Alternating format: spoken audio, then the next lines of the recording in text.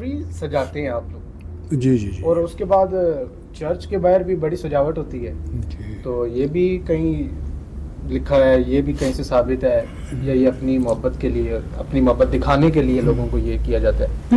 ये चिरागा वगैरह जो किया जाता है, जी जी, ये तो असल में ना खुशी का इजहार होता है ना। खुशी का। तो स्पेशल एक ट्री को क्यों जो है वो? हाँ, ये अच्छा सवाल है लोगों के लिए भी, और इसके साथ ऐड कर ले सांता क्रिसमस फादर जो अक्सर जी, जी, देखते हैं।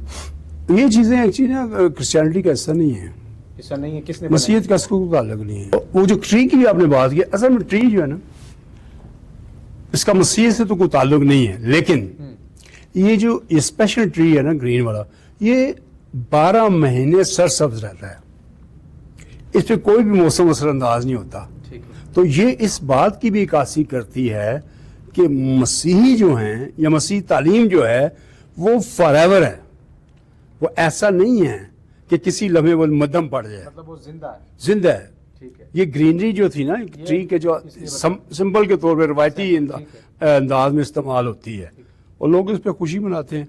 और अगर मैं जाती को बता भी दूं कि ये नहीं भी लगाए ना, तो क्रिसमस फिर भी क्रिसमस है।